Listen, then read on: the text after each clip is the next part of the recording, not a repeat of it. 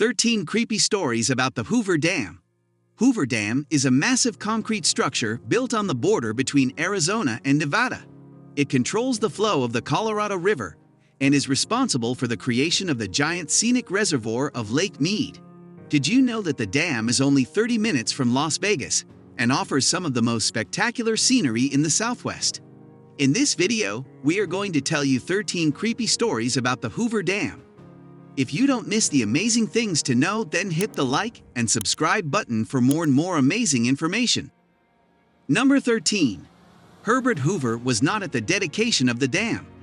Franklin Delano Roosevelt, commonly known as FDR, oversaw the dedication of the Hoover Dam. Similar to many of his employees working on the project, such as the Secretary of the Interior, Harold W. Ickes, FDR was not fond of President Herbert Hoover. When overseeing the dedication of the dam, FDR did not invite the dam's namesake to the event, nor did he give any nod to Hoover during the dedication. Number 12. One worker saved another after falling. There were a handful of casualties during the construction of the Hoover Dam, but also incredible tales of lives being saved after accidents had occurred. One such incident involved a high scaler, workers who rappelled down the canyon walls to manually remove loose rocks and boulders in preparation for concrete. Oliver Cowan, a high scaler, was working when he heard the slip of engineer Burl R. Rutledge about 25 feet above him on the canyon wall. Without a moment's hesitation, he swung himself out and seized Rutledge's leg.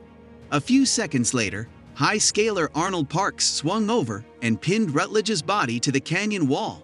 The scalers held Rutledge until a line was dropped and secured around him, and the shaken engineer was pulled, unharmed, to safety, according to the Bureau of Reclamation.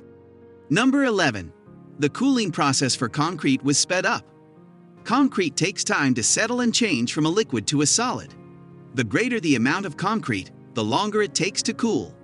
With the high amount of concrete used to build the Hoover Dam, it would have taken approximately 125 years for the concrete to cool if engineers would not create a faster solution: an incredibly large refrigeration system capable of producing an average of 1,000 tons of ice each day.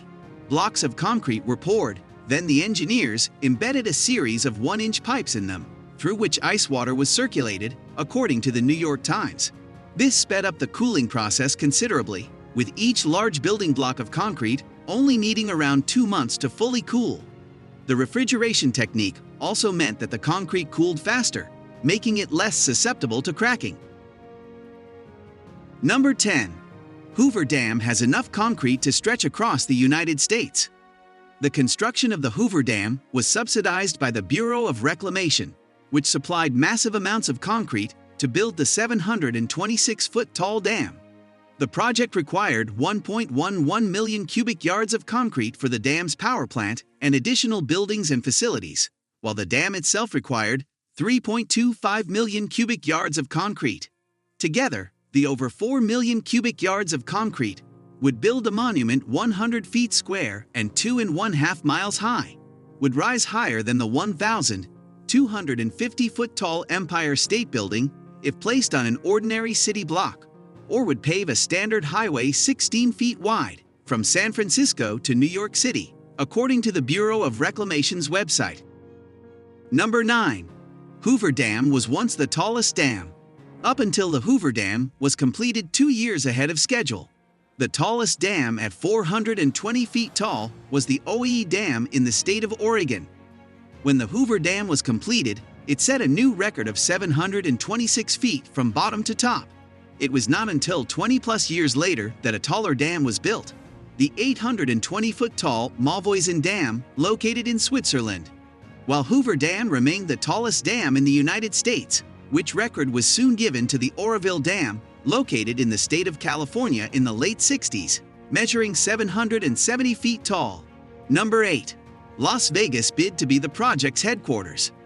Las Vegas, also known today as Sin City, wanted to be the place where the Hoover Dam project established its headquarters.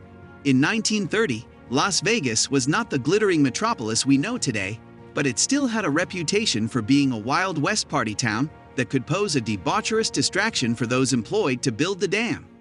When the U.S. Secretary of the Interior visited Las Vegas in 1929, the city's mayor cracked down on the local goings-on. He shut down several brothels and speakeasies in an effort to lend the city an air of class. Unfortunately, it didn't pan out, and Boulder City was built to house the workers and headquarters for the Hoover Dam project. Number 7. Hoover Dam's construction started during a heatwave. Work started in April 1931. That summer, southern Nevada sweltered through record-breaking temperatures for months. By June, just 2 short months into construction, the average daily temperature was reaching a high of 119 degrees Fahrenheit. Because ventilation was limited in the vast tunnels being built for the dam, it's reported that conditions within the tunnels were much worse. The workers in the deepest parts of the tunnels worked in temperatures between 130 to 140 degrees Fahrenheit during the summer months. Understandably, many of the workers suffered heat stroke on multiple occasions. Number 6. The Nazis plotted to blow up Hoover Dam during World War II. In November 1939, before America entered World War II, U.S. officials learned of a Nazi plan to blow up Hoover Dam. Destroying Hoover Dam would have had the disastrous effect of cutting off critical electrical power to Southern California's bustling and crucial airplane manufacturing industry. To combat further attempts on the dam, U.S. authorities imposed restrictions on boats allowed into Black Canyon and employees who worked at the dam. Following the December 1941 attack on Pearl Harbor and America's entry into World War II, Hoover Dam was closed to all visitors until the war ended in 1945. Number 5. As many as 138 workers died during construction. Hoover Dam was built between 1931 and 1936, and those 5 years were not without disaster. Reports from the construction site list 96 deaths due to accidents.